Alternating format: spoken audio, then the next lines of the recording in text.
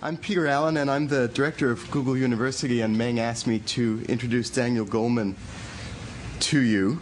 Daniel Goleman presents a challenge to us at Google.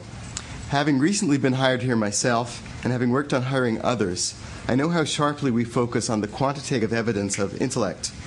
We look hard at grades and standardized test scores because we believe they demonstrate ability and predict success at Google. Now, IQ matters, of course, but Daniel Goleman has based his career as a writer and psychologist on the argument that IQ is only a part of what makes people succeed in their work and personal lives, and not necessarily the most important part either. In his books, Dr. Goleman addresses the role that emotions such as anger, humor, anxiety, optimism, melancholy, and happiness play in all aspects of our lives. He argues also that people can learn how to manage these emotions, and that we therefore have the power to transform our relationship with our emotions, and through them, the relationships we have with our colleagues, our families, and our friends. Perhaps most interestingly, he also argues that relationships have the power to mold not only human experience, but also human biology. In his belief that the power of education, and in his belief in the power of education, and that in his belief that positive characteristics like empathy are innate, Dr. Goleman reveals that he is fundamentally an optimist.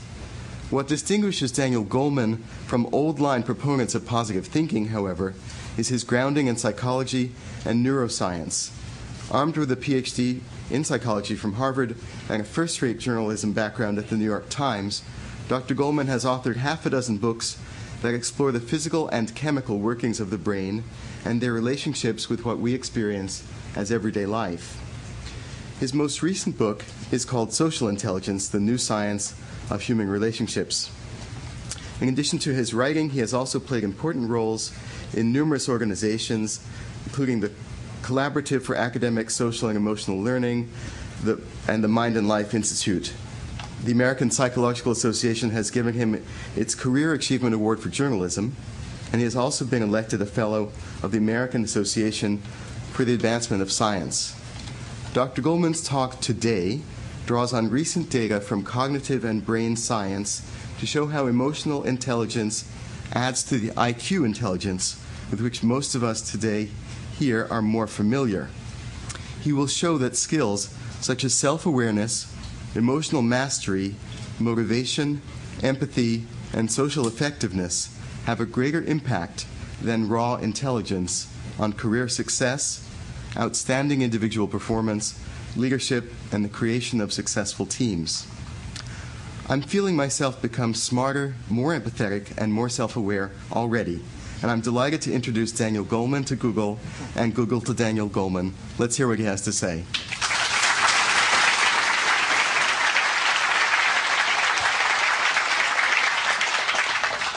Thank you, Peter, for that very kind introduction. But first, disclaimer.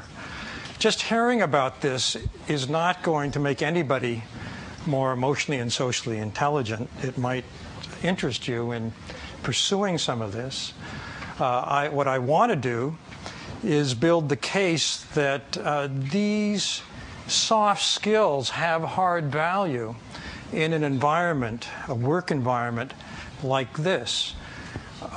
Even though the culture of tech may not necessarily explicitly value things like empathy or other elements of emotional intelligence, implicitly, this is what makes people highly effective, no matter what they do. And I want to give you the neuroscience behind this and some concepts that might help you rethink what the elements of success are in the workplace.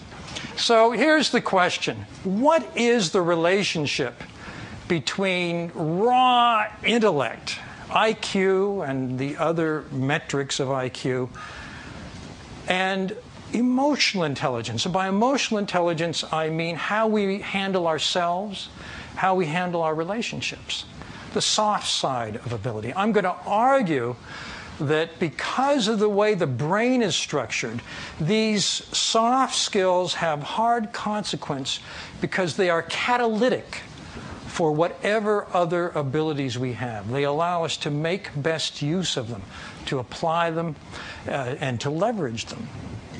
Now, here's an interesting way of thinking about it. If you were to do a scatter plot of a large population sample, and you did IQ against emotional intelligence, they're roughly independent, so you get a kind of a random distribution.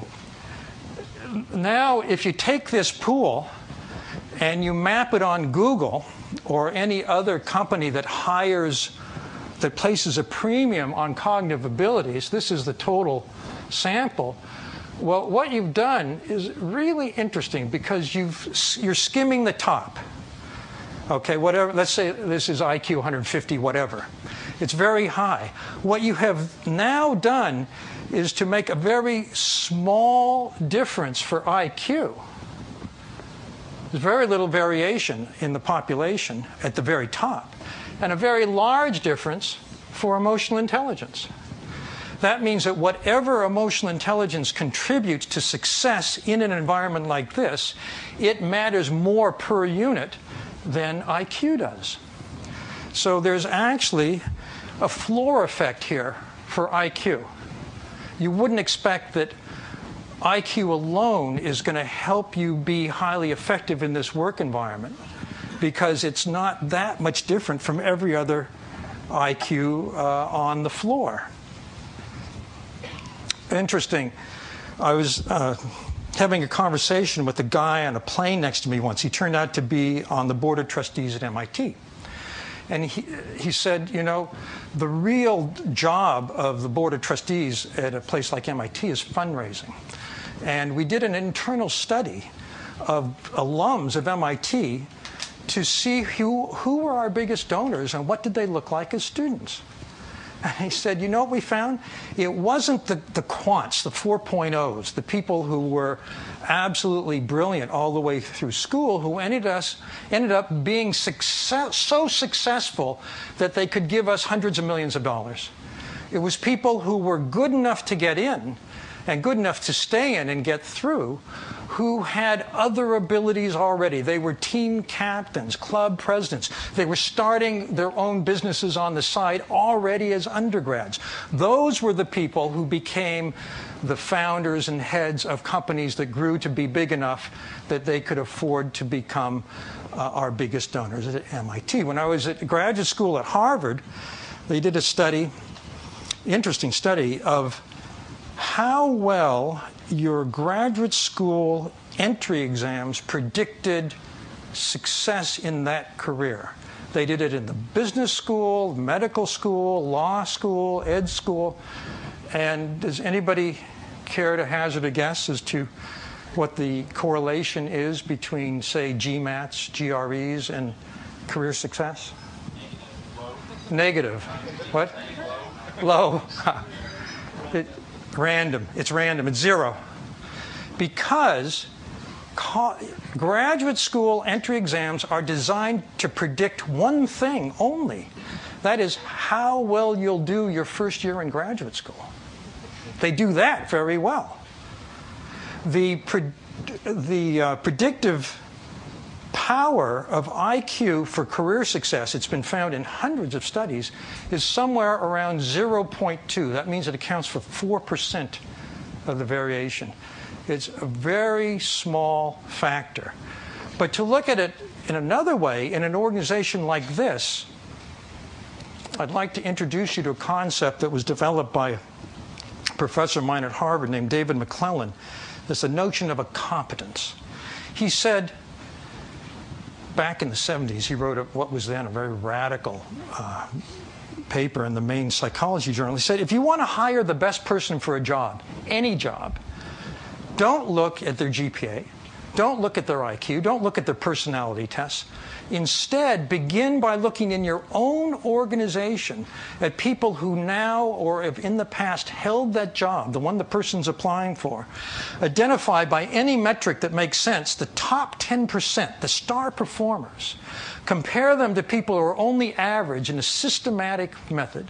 Identify the traits or competencies or abilities you find in the stars and not in the average, and hire people who look like the stars. That's called competence modeling now. It's a very widespread methodology among world-class organizations who use it to find out who should we be hiring, who should we be promoting, what should we help people develop so that we can be successful as a company. When I wrote a follow-up book to Emotional Intelligence, I looked at a couple hundred of those models, and I was interested basically in one thing only, and that was how many of the competencies that have been identified independently by companies around the world and in many different sectors are purely cognitive, IQ-like abilities, and how many mix cognitive and emotional capacities. And those are the emotional intelligence ones. And I found that for jobs of all kinds, basically at every level, these emotional intelligence competencies were more important in predicting who would become outstanding. Ratio was about 2 to 1. The higher you went in the organization, the more it mattered. So for top leaders, you look at a competence model of the abilities that we've identified in outstanding leaders here, 80 to 90% of them are in the emotional intelligence domain. IQ turns out to be a threshold ability. Particularly, of course, here at Google, it's explicitly so. You need to be smart enough to get in the game. Once you're in the game, however, what is it that is going to allow you to become an emergent leader? Going to allow you to become the person who is most effective? And here it turns out these other abilities start to factor in a major way. These are what are called distinguishing competencies. And I'll read you the top 6 distinguishing competencies among star performers. This is for individual contributors in the tech sector. And this is kind of an aggregate of studies that have been done at many different tech companies. And you can tell me if it makes any sense here. The number 1 competence that distinguishes stars from average is the singular drive to achieve, to improve performance, to make whatever I'm working on better, faster, quicker, more powerful, more effective. And the sign of this competence is that people who have it have very high internal standards for success. They're not really driven by what other people say matters. It's that they themselves know how good something should be, and they hold themselves to that standard. You work long hours to achieve that standard. It's very compelling. People who have this like to keep score. You like metrics. You want to know where you are now. Are you better or worse? How much better can you be? Will doing this help make it better? Another sign of this is setting challenging goals. People who are innovative have this ability. Does this make any sense? Just, yeah, it resonates? Okay, that's number 1. Number 2 is impact or influence. And this is being able to make persuasive arguments, being able to hold your own in a debate, being able to marshal data well, to tailor a presentation to the audience. When, if people are starting to glaze over at one thing, you can shift to another mode, maybe tell a compelling story or something like that. Does that make a difference? Do you think that manifests here? Not that important? I'm not going to ask for a vote. Just you can nod or no. More consistent across a lot of people. Say again? I think it's more consistent across a lot of people here. More consistent across, it's more a standard. Yeah. Okay, so it's not a distinguishing competency here at Google, necessarily. That could well be. This is for tech generally. Google's, in a sense, a universe on its own. Not exactly an alternate reality, but quite close to it. Number 3 has been called conceptual thinking, but it really means pattern recognition, seeing what matters, being able to pick up in data and in patterns what's crucial, to make essential connections, to identify the underlying problems and fix them, to recognize what will make a difference. What could I do that will make a difference? Number 4 is analysis, breaking problems down systematically, anticipating obstacles, seeing the implication within a complex system of making a change here, how it will ripple through and ramify over there, for example. Drawing logical conclusions. By the way, number 3 and 4 are purely cognitive abilities. The number 1 and 2 are within the emotional intelligence domain. The next 2 are also within the emotional intelligence domain. Taking on challenges without being told to do so, being persistent in tackling problems, and then being self-confident, trusting your own judgment, for example. Or my friend, the guy who graduated at 12, he was like supremely self-confident, my God. It also means liking to operate independently, not being told what to do, but having freedom and autonomy. Now, these may be more normative than distinguishing. It's an interesting question here at Google, where you have kind of the cream of the cream, to look around at the culture and look around if you can identify what makes someone outstanding in any way, what the qualities are here that make people outstanding versus people who are outstanding in other universes but kind of just normal every day here. And I'm not claiming to know that, but I think you would be using the same methodology I was telling you about. So let's look at the neural basis of emotional intelligence versus IQ, just to give you a sense of why this matters. And if you humor me, this is like a side view of the brain. Just go along with that, okay? The brain evolved from the bottom up in evolution. And the brain is basically an elegant machine for survival and has been shaped by what works in survival. It turned out that among mammals, once we got to mammals, you needed to have a brain that registered emotions, because emotions have, in evolution, the primary survival function. There's one structure in the midbrain that's called the amygdala, which is the brain's sentinel, has a privileged position in perception. Everything we see in every moment goes mostly to the sensory cortex, but a small part of it goes to the amygdala. Not to other structures, but to the amygdala, which scans it to see, is this a threat? That's a constant question in evolution. Is this a threat? Or more generally, the amygdala has presumably been the structure that answers the one critical question for survival: do I eat it or does it eat me? This is not a question you want to go Google.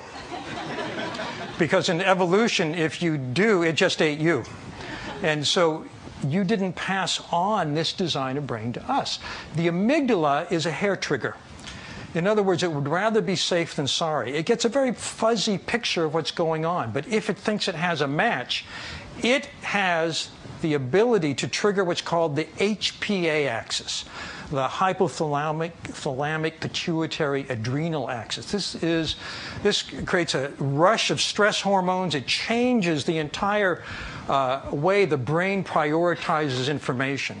Once this axis has been triggered, it means that, for example, if the emotion is fear, everything relevant to what's scaring us is what preoccupies attention. It captures attention. It changes the hierarchy within memory so that we remember and think about only what pertains to the thing that's scaring us at the moment. And it does all the other things of the classic stress response. It sends energy to the limbs so we can run or fight and flee or freeze, whatever. So it's the classic fight, flight, freeze trigger. The problem is that the amygdala functions today the way it always has, and we don't operate in a world now that has actual physical threats. We operate in a complex symbolic reality where what we face are complex symbolic threats. he's not treating me fairly. She's dissing me. Whatever it may be, these threats today trigger the HPA axis, the amygdala. And so when we are caught in the grip of a distressing emotion, it means that attention narrows and fixates, and we get into a state which is suboptimal for most of life in ways I'll unpack for you. Now, one of the things that the amygdala does is create, when it really thinks something's urgent, create what's called an amygdala hijack, the signs of which are 3. You have a very strong emotional response. It's very sudden and intense, and you do something or say something or send an email that when the dust settles, you really regret, right? That is a sign of an amygdala hijack. And it happens to really intelligent people because we get really dumb when the amygdala takes us over. Because we're being run by our fears and our anger, by emotional repertoires that were learned unconsciously in childhood. We become very childlike. Now, the good news is when we have an impulse from the amygdala, that goes up to an area just behind the forehead, which is the prefrontal cortex. How did that happen? Did you do that? It's okay. No problem. Sorry. He's nothing but trouble. You know the guy. So the prefrontal cortex is very important. It's the brain's executive center. The PFC draws together information from all over the brain. So when you're having amygdala hijack, like, this guy's not treating me right, I'm so pissed off I could slug him. I'm sure it never happens here, but just hypothetically, if you ever did. That impulse goes up to the executive center, and it scans all other incoming information. It kind of Googles the brain very quickly. And it comes up with that crucial fact you need to know now, like, oh, but this is your boss. Okay. Oh, so I'm not going to slug him. I'm going to smile and change the subject. And that is exactly the difference between purely cortical abilities, which operate solely in the top of the brain, the neocortex, that's where the IQ resides, and emotional intelligence abilities, which integrate the executive center and the emotional centers, because it's not just the amygdala, it's an extended network through the hippocampus and other elements. The amygdala is very widely connected throughout the brain. So when I talk about emotional intelligence at the neural level, I'm talking about this cortical, neocortical, actually prefrontal, subcortical integration of abilities. Now, there are 4 parts to emotional intelligence. There are 4 different domains. The first 2, I forgot something really important. Prefrontal cortex. While I'm on the subject, it turns out that when the amygdala hijacks, it drives and takes over the right side of the prefrontal cortex. If you do a brain imaging, when someone's having a hijack, someone's really scared or angry, you see a lot of activity in the amygdala and related circuits, and a lot of activity on the right. When we're feeling good, we're having a great day, we're good energy, I could take on anything, I'm very enthusiastic, and so on, you see a very different picture in the prefrontal cortex. The right is quiet and the left is highly active. Each of us, it's been discovered by a fellow named Richard Davidson at the University of Wisconsin, each of us has a resting ratio of right to left activation that predicts quite accurately our mood range day to day. There's a bell curve for it. Most of us are in the middle. We have good days, we have bad days. If you're very far to the right, it means that you're probably clinically depressed or have an anxiety disorder. If you're very far to the left, things just roll off you. You hardly ever have a bad day. And what the left does, that the right does not do, is have an inhibitory circuit for the amygdala. So the amygdala sends out these thoughts that could become what are called depressogenic thoughts, something really upsetting, or that could provoke anxiety or make you really angry. And the left prefrontal cortex basically says, shut up. I don't need to hear that now. And it calms the amygdala. So people who have this ability have more good days, more high energy, more self-confidence, more enthusiasm, and better moods, basically. So the first two elements of emotional intelligence have to do with self-mastery. And they are based, this circuitry is the neural platform. The first of these is self-awareness, knowing what I'm feeling, knowing why I'm feeling it. Self-awareness is very important for decision-making, particularly personal decision-making, but also business or even technical decision-making for quite an interesting reason. There was a study done by a man named Antonio Damasio. He's now at USC. He's an expert on this circuitry. And because he's an expert on this circuitry, a very bright corporate lawyer who unfortunately had a prefrontal brain tumor, which was operated on quite successfully and early, but during the surgery, they snipped the connection between the amygdala and the PFC. This lawyer went to see Damasio because his life was collapsing. And Damasio tested him and couldn't see anything wrong. The lawyer's life had collapsed in this way. He seemed to be able to function just as well after surgery as before, but he couldn't keep his job. He lost his job, couldn't keep any job. His wife left him. He lost his house. He ended up living in his brother's spare bedroom. And in despair, he goes to Damasio. He says, well, you're an expert on this circuitry. Can you figure out what's wrong with me? Damasio gives him a battery of neuropsychological tests. Nothing wrong. Attention, memory, just as good as before surgery. IQ was very high still after surgery as it was before. But he couldn't keep a job. And then Damasio got a clue. He asked him this question: when should we have our next appointment? He realized that the lawyer could give him the rational pros and cons of every hour for the next 2 weeks, but he didn't know which was best. In other words, Damasio argues, when we have a thought, our emotional centers valence it for us. When we're making a decision, our emotional centers prioritize for us. He no longer had that ability.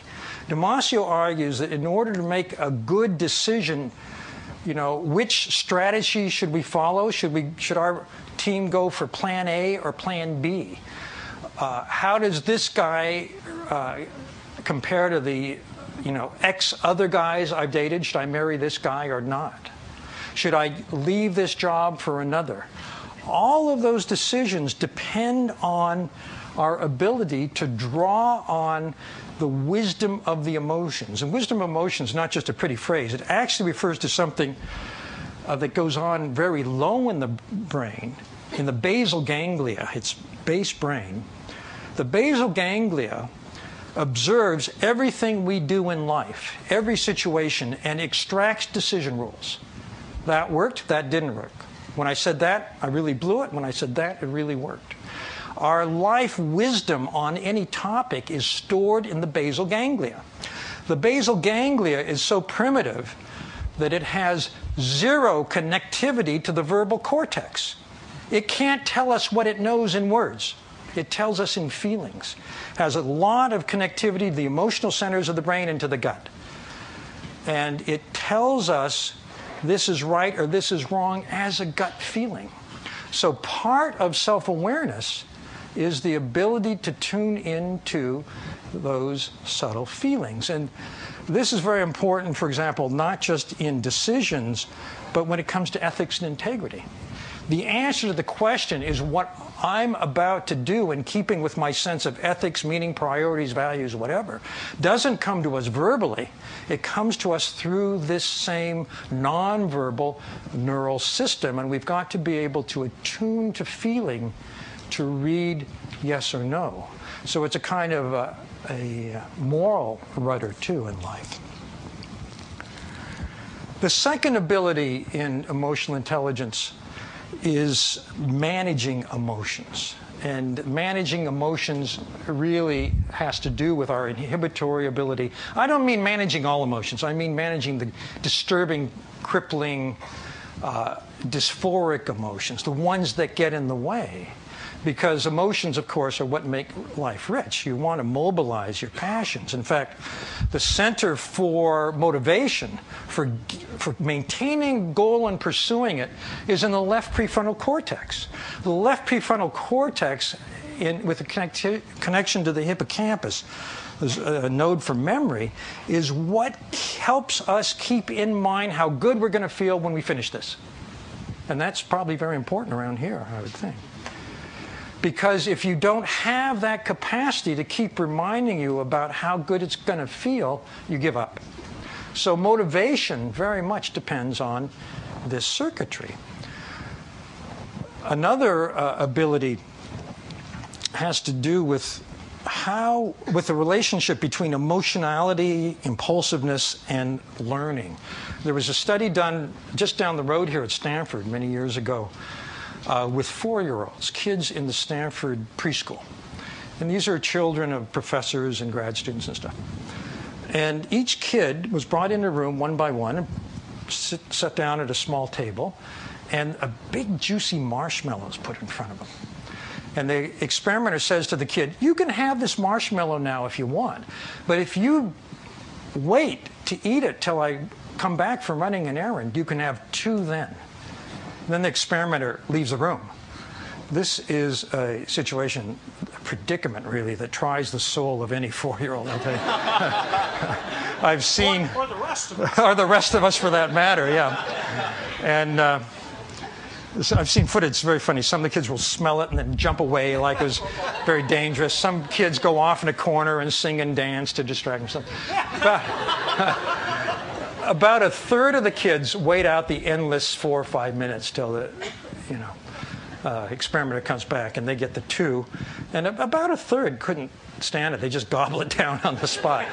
But the payoff finding came 14 years later. These kids are tracked down as they're about to graduate high school. And the 2 groups are compared, the kids who grabbed and the ones who waited. Very interesting, kind of staggering differences, it turns out, from such a small data point. The kids who waited compared to the ones who grabbed get along better with their friends. They're still able to defer gratification in pursuit of their goals.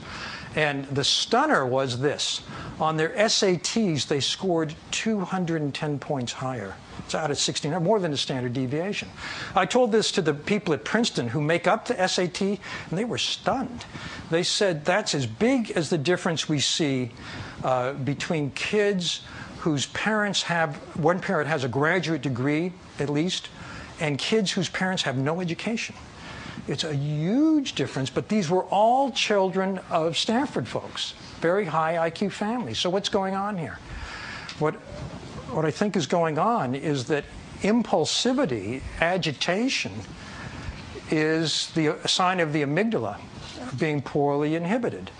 And kids who can't inhibit the amygdala do something or have a predicament in a learning situation which handicaps them. And that is, remember I said that when the amygdala fires up, attention focuses on, and fixates actually, on what is disturbing us.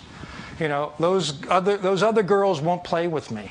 The melodramas of, late elementary school, whatever it may be. When that happens, it occupies the space of what's called working memory. Working memory is attention. You may remember from cognitive science that the capacity of working memory is a magic number 7 plus or minus 2 bits of information. Well, if 6 of those bits of information have to do with those other girls on the playground, it means you have 1 bit of information left for what the teacher is saying to you.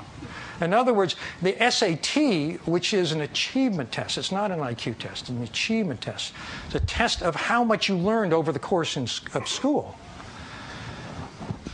It shows that if you are chronically handicapped in this ability, you will not be able to learn. That's the bottom line from that study. And I think it's true in any situation, in any work situation, no matter what you're trying to do. The extent to which your mind is preoccupied by distressing emotions is going to shrink cognitive capacity and make it harder for you to do the work at hand. On the other hand, you could say that the ability to inhibit distressing emotions from the amygdala is an enabler of cognitive capacity because it leaves full attention available for what you're trying to do. So let's look at this from another angle. And that is, if we were to, this is a way to map what's happening with that HPA axis, the amygdala reactivity, against performance in any domain. So here's performance, and here's high and low HPA activity.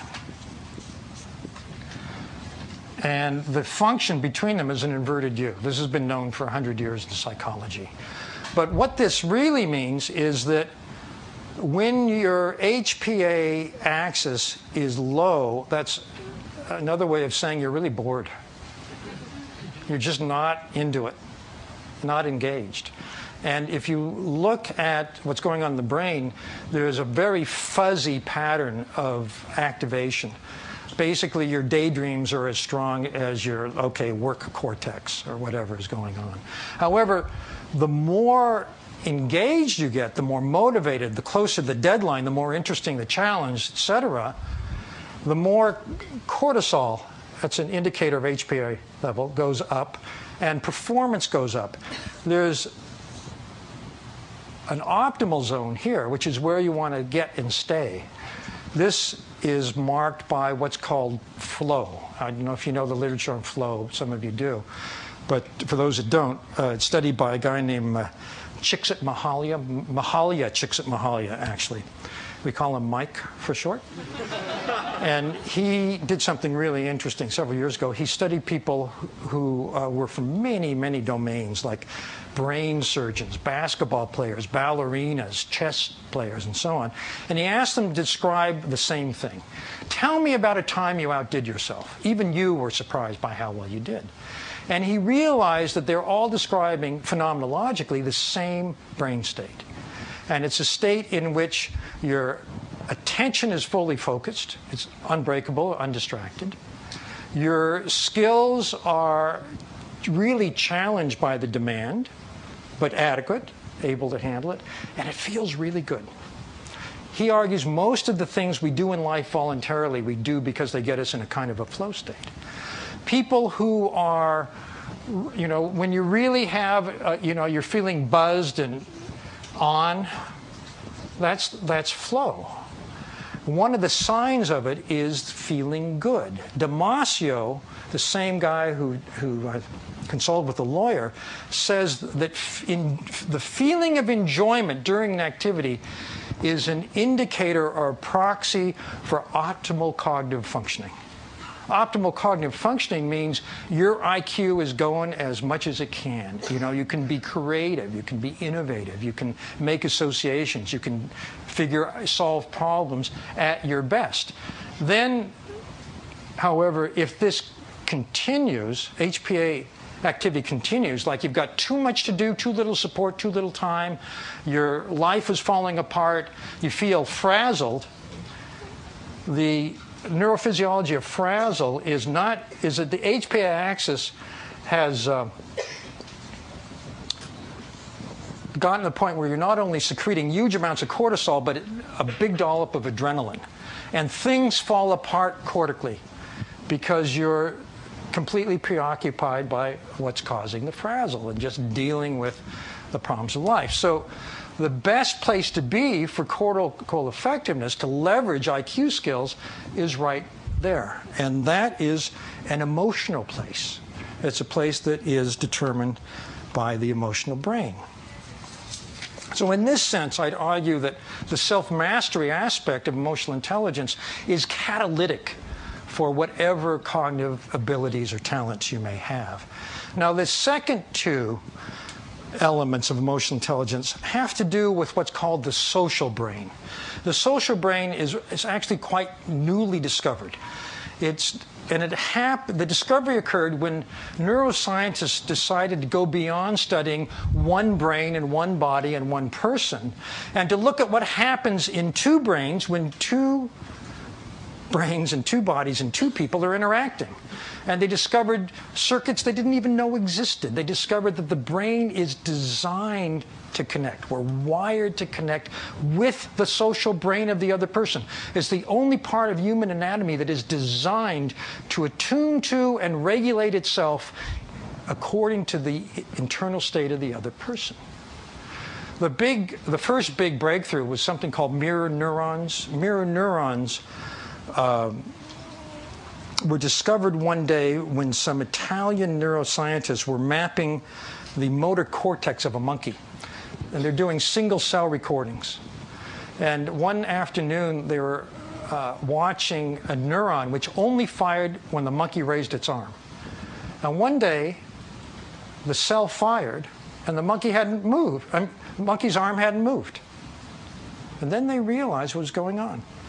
It was a hot day, and a lab assistant had gone out to get an ice cream cone. And every time he took a lick, the neuron in the monkey's brain for doing that fired. That's what mirror neurons do in our brains.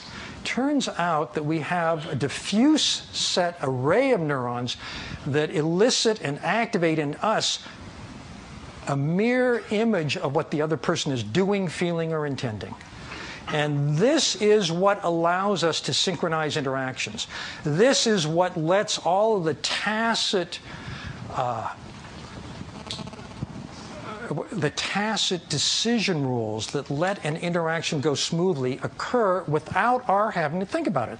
The social brain operates on the unconscious level, beneath consciousness. But it tells you when a conversation is about to end. In a room, when you've got a group trying to make a decision, social brains know the moment before someone announces it that we've got a consensus here, because we're reading everyone else's nonverbals all the time. And then somebody says, oh, I guess it looks like this, and everybody nods, and then you can leave. But it's done by the mirror neurons. Another thing that's very important, they find, is that this means there's an emotional subtext to every human interaction. No matter what's going on explicitly, tacitly, we're making each other feel a little worse or a little better, a lot worse or a lot better at this silent level. They looked at top leaders in many different organizations, people who were identified by some hard metric within their organization that they're in top 10%. And they watched how they interacted with other people. And they found, interestingly, those most effective leaders laughed 3 times more. Both people, there was laughter 3 times more in that interaction than the mediocre leaders. It turns out there are mirror neurons whose sole task is to spot a smile or a laugh and make us smile or laugh in return. It's like an intimate brain-to-brain connection. It builds rapport. If you look at what's going on during moments of rapport, you're seeing the social brain in action. If you monitor the physiology and neurology of two people's bodies while they're having a conversation, if things are off, we're just not connecting, we're not communicating here, the two bodies are, the physiology is independent. But when people feel really connected, this is really, you know, I had good rapport, we had good chemistry, you see the bodies are going like this. And I'm talking about heart rate, I'm talking about physiology, I'm talking about autonomic function. We're on the same page. The ingredients of rapport, a moment of rapport, are 3. Both people are paying full attention. You're really attuned. The nonverbals look like a choreographed dance. You know, when I do this, you do that. This is not anything we decide to do unless we're doing, I saw they're offering salsa lessons here, but other than that. But this is what creates a feeling of being well connected. And the third thing that happens, emerges from that, is it feels good. So the key to rapport is to pay full attention and let the social brains do their dance. That creates that chemistry. Some other interesting findings from the social brain. One is I find very fascinating. Women, one by one, are having their brains imaged, and they've just been told they're going to get an electric shock. So you see the HPA axis light up. If someone comes and holds the woman's hand, it quiets down. A little bit. However, if her husband comes and holds her hand, it goes completely calm. In other words, we are biological allies for the people in our lives who love us and who we love. Your mere presence for someone who you care about, who's distressed, does something inside their body which is helpful. On the other side of the equation, of course, it can work quite the other way. I was talking to a woman who'd had a death of a sibling. She was very upset, and she got a condolence call, a phone call from someone who'd had a brother die, and she thought she could really open up to him about how she felt. And so she was kind of bearing her feelings of loss and grief. And then she noticed in the background she could hear the clicking of a keyboard. Really? Kidding. No way. And she realized that this guy was doing his email. And she said she felt like she'd been punched in the stomach. And the circuitry for emotional hurt, social rejection, is identical to that which registers pain. So because we don't have enough time, I won't tell you how all this manifests as in Techstars, but it's in the books. And you're all getting the book for free, right? Yeah. Some of them. Oh. That's beyond my control. The rest of us just feel hurt. Yeah, well, I just punched you all in the stomach, so I guess that's the end of my talk. Let me fast forward here to say that the good news is that the circuitry which manages these emotional intelligence abilities is malleable through life. It's called neuroplasticity. And we can continue to strengthen and build this circuitry if we have the right learning situation. It turns out one of the ways to build this platform generically, this is kind of a surprise, is through meditation. Davidson, who discovered the left-right ratio, has been studying Olympic-level meditators, and he finds that there's a dose-response relationship. The longer you've been meditating, the stronger the circuitry in the left prefrontal cortex becomes for managing and inhibiting distressing emotions, and the better you feel. And it's not just Olympic-level meditators. He's found in study in a high-pressure tech company, which will not be named, that if you start to meditate, you see the beginning of strengthening of that very circuitry within the first 8 weeks. So the neural basis for all of this can be generally upgraded, is a bottom line. And Meng tells me that there's a meditation group here once a week, and I think there's going to be a course at Google University for those of you who are interested. But let me end with a finding from this study of advanced meditators. There was one guy, and he was actually here, Matthew Ricard. He was being studied, and they wanted to see, they was kind of studying the social brain aspects of it. They wanted to see how he did in a kind of a debate, a confrontation. And they used a paradigm that's familiar from marital research, where a couple will have a talk about something they disagree about and have their neurophysiology measured, heart rate and so on, during the conversation. But because he was a monk, they couldn't ask him to do it with his wife. So they did a kind of quiet survey in the UC system of who the most abrasive confrontational professor might be. And oddly enough, everybody agreed right away. So they called that guy and said, in the interest of science, would you take part in a study? They didn't say why he'd been selected, and he said, sure. But then as the day grew nearer, he kept making demands, which became more and more unreasonable. So they had to dump him and go with the second most confrontational. So the day comes, and Ricard, who gave up his promising career in microbiology at the Pasteur Institute, his mentor actually won a Nobel Prize. He decided to drop that and go meditate in a hut in Nepal for 25 years. The proposition was that this professor should give up his tenured position and do the same thing. So the measures, the blood pressure and so on, showed that, or heart rate rather, and so on, showed that at the beginning of the debate, the professor was really worked up, really agitated. His HPA axis was flipping out. Ricard was very calm. Over the course of a 15-minute debate on the topic, Ricard stays completely calm, and the professor gets more and more and more calm. At the end of 15 minutes, he's having such a good time, he didn't want to stop. And what this says is that if we have a very well-groomed left prefrontal cortex, we can spread that good feeling as part of every interaction with everyone during the course of the day. Thank you very much.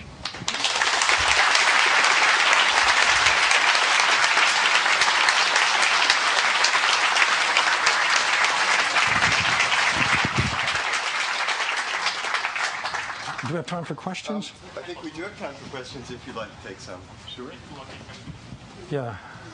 Any questions?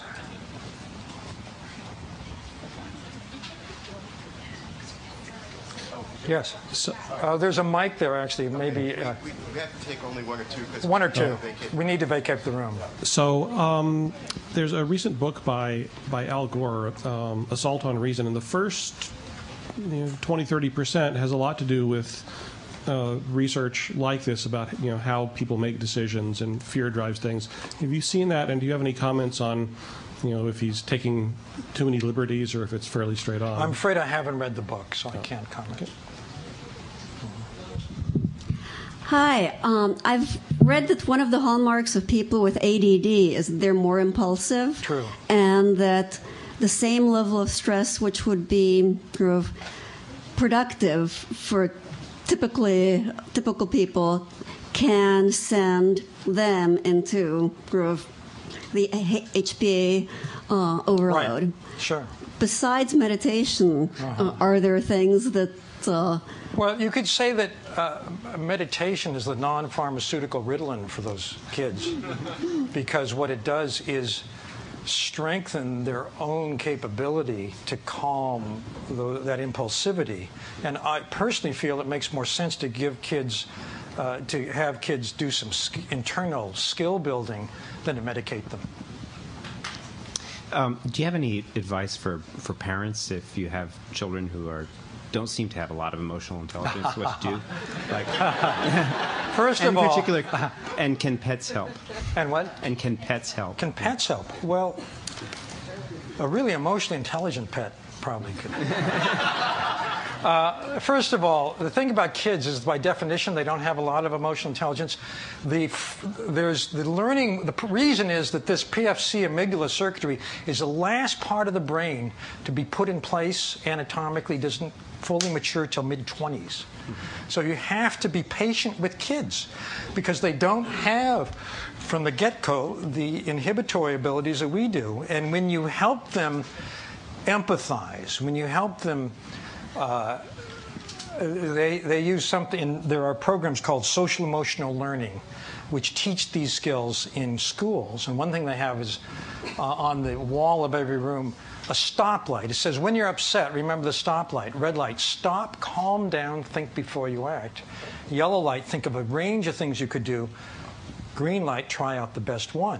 And anytime you as a parent can help your kid do some analog of that, you're strengthening the inhibitory circuitry of FPFC. And the other thing you can do for the social brain is to help kids understand why they feel the way they do and how what they do makes other people feel.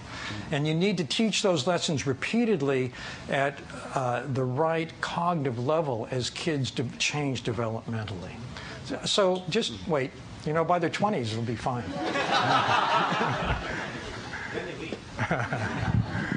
Professor, thanks for coming. I'm a big fan of all your work. Thanks. Have you ever studied people that are in love, whether or not their EQ or IQ, function of their brain work a little bit better?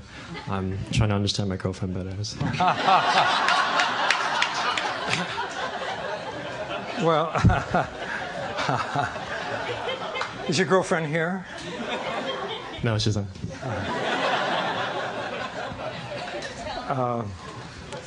I can't help you understand your girlfriend. In the book Social Intelligence, I talk about the 3 different brain systems that are involved in love. One of them is an attachment system, which is who you care about and miss when they're not present. The other is a caring system, caretaking, the people you want, the person or people in your life you want to take care of or nurture. And the third is sex. When all 3 of those things are activated and aimed at the same person, you've got a really strong relationship. But the one of those 3 that most strongly determines whether a relationship will last is caring. So it's just general advice. I don't think it has anything to do with your girlfriend particularly, but just in general.